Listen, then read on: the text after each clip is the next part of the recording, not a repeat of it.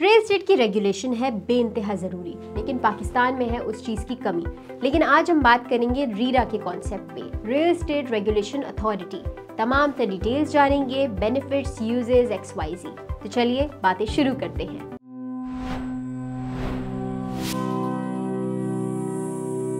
अस्सलामुअलैकुम नाजरीन, मैं हूं जवेद रज़ा और आज की वीडियो बेस करती है ऑन द कॉन्सेप्ट ऑफ रीरा, यानी कि real estate regulation authority. Real estate regulation authority एक ऐसी बॉडी है जो कि कायम की जाती है रियल एस्टेट सेक्टर में, जो कि ट्रांसपेरेंसी, अकाउंटेबिलिटी और रियल एस्टेट मार्केट की एफिशिएंसी को प्रमोट करने के लिए मौजूद होती है। अगर हम बात करें इसके इम्पोर्टेंस की, बहुत सारे ऐसे फैक्टर्स हैं जिसकी इम्पोर्टेंस के लिए अमल दरामद किए जाते हैं। सबसे पहले कंज्यूमर की प्रोटेक्शन।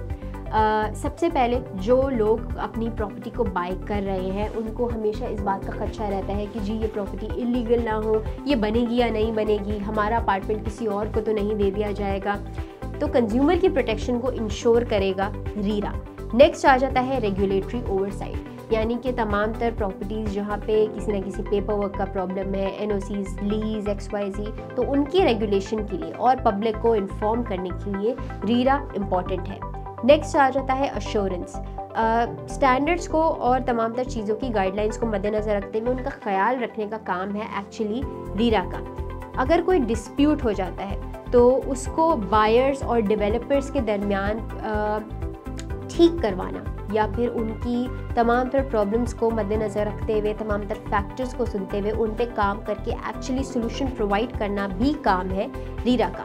मार्केट की स्टेबिलिटी, यानी कि इन्वेस्टर्स के कॉन्फिडेंस को जीतना, ख़ास तौर पे जो मसला हम आजकल पाकिस्तान में देख रहे हैं कि इन्वेस्टर्स का कॉन्फिडेंस एक्चुअली हुआ हुआ है शेक कम्प्लीटली। तो उस चीज़ की इंश्योरेंस और तमाम तर चीज़ को मद्देनज़र रखते हुए एक स्टेबल कंडीशन को मुसलसल बरकरार रखना काम है रीरा का। अफोर्डेबल हाउसिंग एक अहम मसला पूरे मुल्क में जो देखने को मिल रहा है कि कोई भी प्रॉपर्टी अगर शुरू हो रही है तो वो 90 लाख, 1 करोड़, 2.5 करोड़, इससे कम पे जा ही नहीं रही है। तो अफोर्डेबल हाउसिंग की प्रमोशन शहर में बहुत ज़्यादा ज़रूरी है। लेकिन अब बात करें कि अगर मुल्क में रीरा कायम होता है तो क्या क्या ऐसे प्रॉब्लम्स हैं जिनसे उन्हें गुजरना पड़ेगा।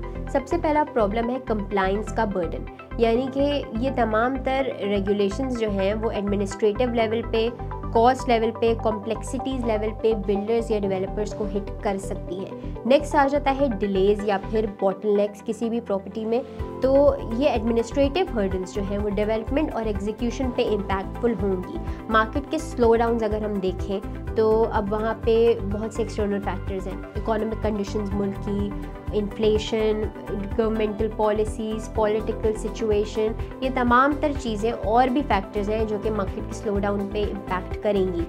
स्मॉल डेवलपर्स पे रीरा का इम्पैक्ट इस तरह से आएगा कि वो अपनी फाइनेंशियल रिक्वायरमेंट्स को एज़ पर रीरा स्टैंडर्ड्स मीट शायद ना कर पाएँ, या फिर अगर कर भी लें तो वहाँ पे उनको एक मुसलसल बर्डन फील होगा।